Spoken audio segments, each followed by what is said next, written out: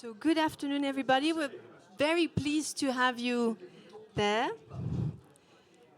We are very lucky and proud to have two experts this afternoon, very well known for their expertise, that are going to share their insight. And so the discussion's topic is a very fascinating one and very interesting for the Principality because we have blue economy at heart.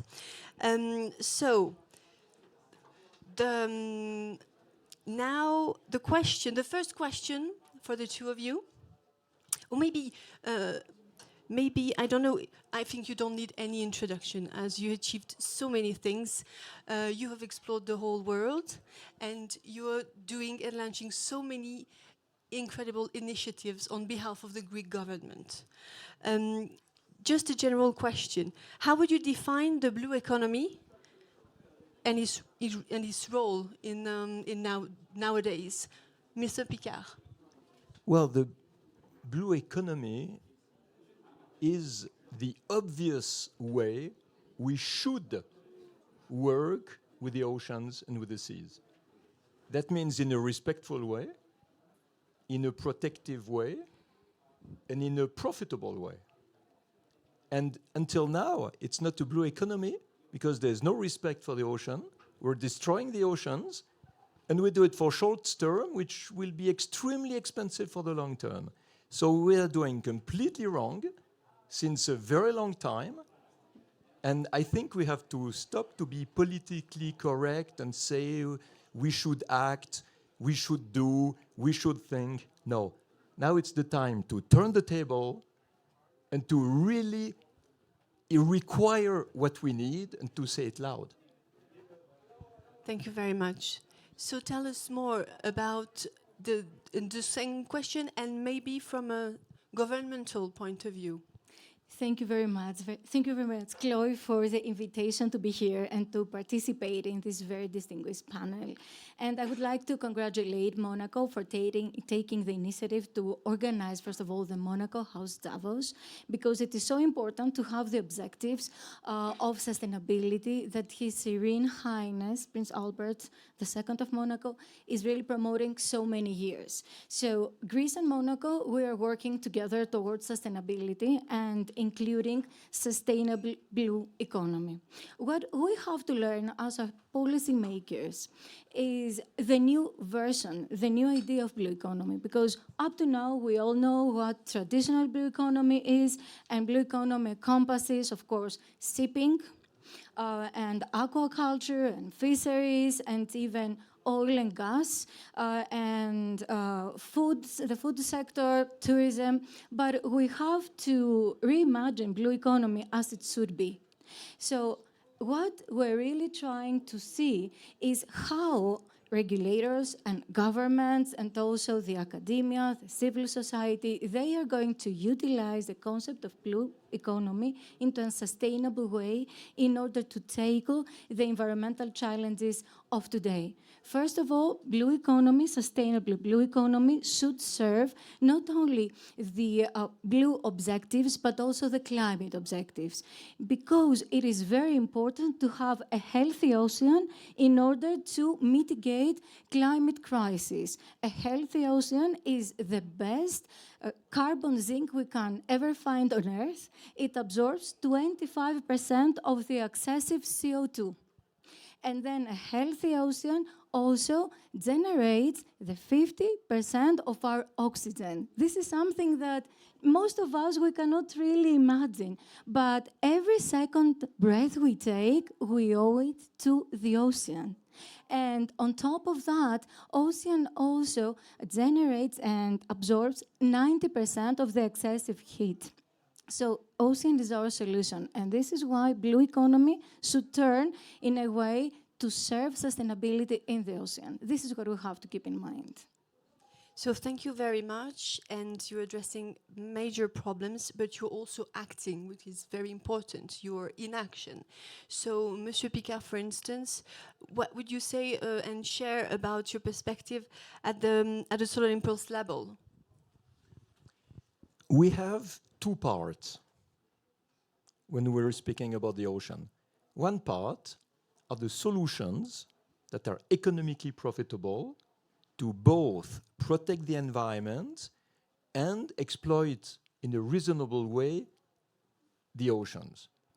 We have identified at the Solar Impulse Foundation a lot of technical solutions for that. Just to give you an example, concrete that is put underwater, you can use it to construct something, but at the same time, it will help biological life to develop. So you have a built environment underwater, but at the same time, you stimulate growth of sea life. You have a lot of things like this. And we have developed a common label with the Sustainable Ocean Alliance in order to show all these solutions everywhere and show that we can do a lot and that economy is not endangered by the protection of the oceans. But having said this, there's a second part. Solutions can be profitable. Solutions can be logical and reasonable. You still have a lot of people who don't care. You have a lot of people who don't care. They want the short-term profit. They want their personal selfish advantage. And although we know very well what we have to do, they don't do it. And what is the reaction of the world? Nothing. We try to fight against illegal fishery. And when a boat who has made illegal fishery comes to the harbor, he can unload the fish and sell them, and there is no reaction. It is completely prohibited to wash the tanks of the oil tankers in the sea.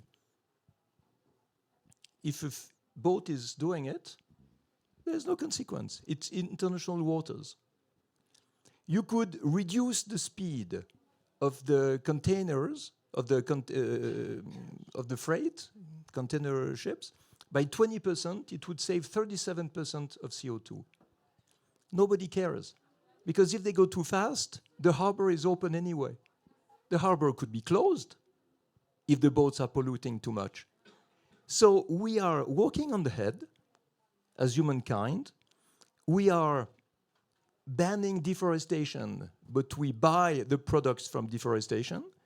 We are making illegal fisheries illegal, but we buy the result of it. So finally, we enforce nothing, which means that a big part of the topic is about enforcing regulations.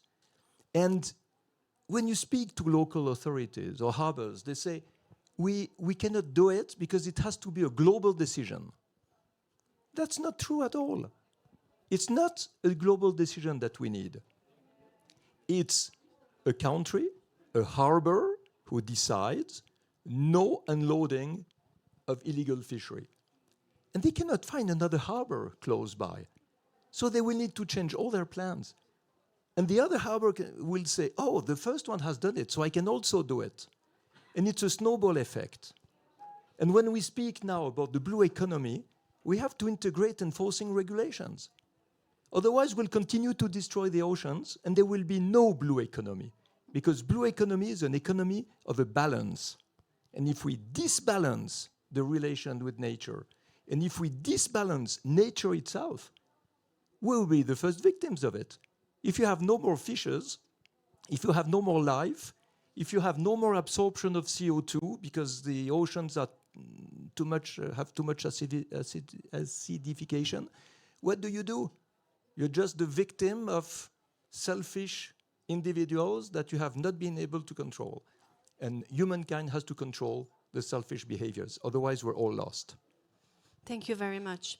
And talking about regulations and involvement of countries, and so Mrs. Avgerinopoulou, tell us more about the actions in Greece, specifically in Greece. So, thank you very much about this. Actually, Greece organized in 2024 the 9th Ocean Conference, and then we had the chance to present many of our commitments. We have announced 21 new commitments for the protection of the oceans, on almost 840 million euros, and now we have announced more, reaching more than 2 billion euros.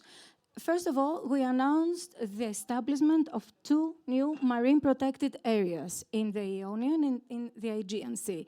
With the announcement of these marine protected areas, we have reached our global biodiversity goal to protect 30% of our ocean by 2030. And in this initiative, we definitely call upon all the community, the finance and the scientific community and all the governments to join our projects, because protecting the biodiversity of the oceans, I think it's a common goal, and we all have to work together. And thank you very much for your cooperation. The Monaco institutions, they're working along with Greece for the protection of marine biodiversity in so many important ways. Secondly, we have announced the prohibition of unsustainable ways of fishing, as you mentioned. For example, we have banned bottom trawling by 2030 in our marine protected areas.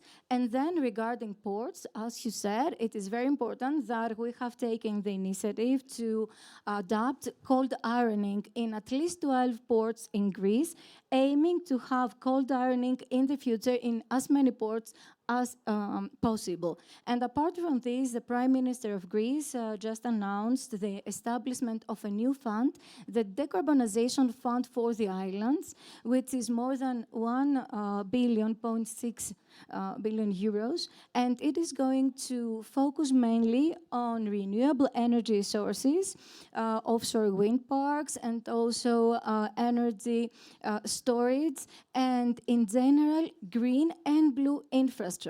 It is very important to think that there is no green without blue, and there is also not only blue economy without sustainability, but there is no economy at all without blue and sustainable economy, because 90% of our global economy is actually dependent on the oceans. And the oceans is at the moment the 7th largest economy on Earth. And I would like to add that we miss almost 1 trillion euros in order to reach our biodiversity and ocean goal, the SDG 14, by 2030. So we need to bring all our financial sources together and raise more capital for the ocean. We have to do that for our lives. Thank you very much. And I can really confirm what you are saying, because we started to work with your Ministry of Environment and Energy. And what you are doing in the islands is absolutely spectacular. You start to have some islands that are 100% renewables. Exactly. Thank you very much. Exactly. This initiative, thank you. On behalf of the Greek government, thank you. This initiative started back in 2021. So we had one small island, and we managed to do zero waste emission and zero waste, and then zero emissions. And now we are promoting the decarbonization in the ferries among the islands and the mainland. But we definitely need cooperation and the assistance and the support of all of you in order to achieve innovation and advance finance for our goals. So we don't do it for Greece. I think it works for everyone. And it shows the result when you have efficient politicians. It's exactly like when the Prince of Monaco banned one special type of tuna in Monaco because it was endangered. And it gave a really great signal. It's not just because Monaco stopped to sell it that it saved the species. It's because of the signal of a state daring to take that decision. And now the population of this, I think it's the yellowfin tuna, who managed to recover. So you're doing the same, but we need much more of these courageous politicians. And many initiatives too, and Olivier Vanden is going to address the subject much better than me afterwards, but it's true that the Principality and the Fondation Prince Albert II has developed a fund dedicated to the blue economy, Ocean Fund. So it's an additional initiative in order for us all to be better in the future. Thank you very much. Thank you for your insights and for your expertise. Thank you. Most welcome. And congratulations for what you're doing.